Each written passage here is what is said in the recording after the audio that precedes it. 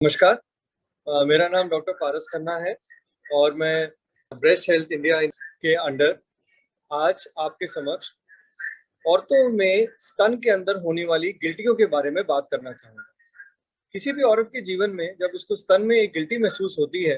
तो एक खासा मानसिक तनाव पैदा हो जाता है। हमारे समाज में इस तरह की दिक्कत को सहज तरीके से ना तो अपने परिवार से और ना ही डॉक्टरों से औरतें डिस्कस करती हैं। इस वजह से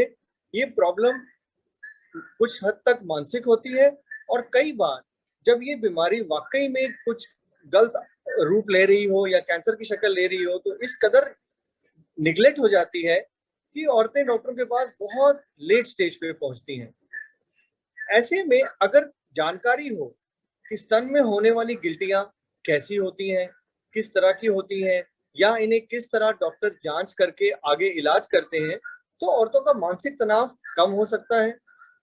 ये भी जरूरी है कि जब कभी किसी भी औरत को, चाहे वो एक छोटी बच्ची हो या एक वयस्क हो या एक औरत हो जो अब अपने मेनोपॉज के बाद आगे अपने परिवार के साथ रह रही हो, उसको अगर कोई गिल्टी महसूस हो तो सहज सबसे पहले अपने परिवारजन में किसी और औरत के साथ इसको शेयर करें और तुरंत एक डॉक्टरी सलाह लें। स्तन में होने वाली गिल्टियां अमूमन आम होती हैं। आम से मतलब है कि स्तन में जो हार्मोनल चेंजेस एक औरत के जीवन में होते हैं उस वजह से भांति भांति की गिल्टियां बनती हैं और ये गिल्टियां हर बार कैंसर नहीं होती हैं। इस तरह का डर एक मानसिक तनाव पैदा करता है जो एक सहज जानकारी होने से दूर किया जा सकता है। कम उम्र की बच्चियों में जो गिल्टियां बनती हैं वो अमूमन हार्मोनल चेंजेस की वजह से बनती हैं और स्तन के अंदर जो हिस्सा दूध बनाता है उसकी गिल्टियां नहीं होके उस दूध बनाने वाले हिस्से को जो सपोर्टिंग स्ट्रक्चर होता है उससे ये गिल्टियां बनती हैं। जैसे जैसे औरत की उम्र बढ़ती है और वो रिप्रोडक्टिव एज ग्रुप में आती है तब कुछ खास तरह की चेंजेस होते हैं जिनको डॉक्टर्स एक टर्म देते हैं फाइब्रोसिस्टिक डिजीज। और ये जो गिल्टियां स्तन के अंदर बनती हैं ये गिल्टियां उस हिस्से से बनती हैं जो आगे दूध बनाता है। लेकिन किसी भी औरत को नहाते हुए या अपने दिनचर्या में जब कभी अपने स्तन पर ऐसी एक गिल्टी महसूस हो तो उनका मानसिक तनाव बढ़ जाता है। ये जानना जरूरी है कि अगर ये गिल्टियां कैंसर नहीं है तो ये तनाव कतई जरूरी नहीं है। अपने परिवारजन के साथ इस बात को शेयर करना कि भाई मुझे अपनी छाती के अंदर या स्तन के अंदर कोई गिल्टी महसूस हुई है और आगे ये समझना कि कौन कौन से डेंजर साइंस होते हैं या ऐसे कौन से लक्षण होते हैं जब हमें इस गिल्टी को नजरअंदाज ना करते हुए तुरंत अपने सर्जन या एक ब्रेस्ट स्पेशलिस्ट से जाके मिलना है।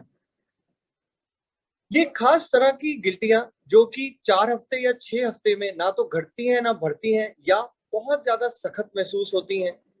या जिन गिल्टियों के साथ निप्पल अंदर को खींचता है या उन गिल्टियों की ऊपर की जो चमड़ी है वो भी अंदर को खींचती है, या ऐसी गिल्टियां जिनके साथ निप्पल से या तो लाल रंग का या पीले रंग का या किसी भी रंग का पानी चलता हो, ऐसी गिल्टियों को तुरंत ही डॉक्टरी सलाह की जरूरत है। इन गिल्टियों की जांच होनी जरूरी है और ये सारी जांचें एक ऑफिस विजिट में यानी कि आपके सर्जन या ब्रेस्ट स्पेशलिस्ट के ओपीडी में ही ये जांचें की जा सकती हैं। इसीलिए इस तरह की भ्रांति पाल लेना कि छाती में या स्तन में आई हुई हर गिल्टी कैंसर का आगमन दिखाती है, ये गलत है। और ये पता होना कि शरीर में कुछ चेंजेस जो हार्मोन की वजह से होते हैं कुछ वैसे ही चेंजेस स्तन के अंदर भी औरतों के अंदर होंगे अलग अलग एज ग्रुप में। और इस जानकारी के चलते औरतें समय पे ना केवल अपने डॉक्टर के साथ सलाह करके अपनी उस दिक्कत को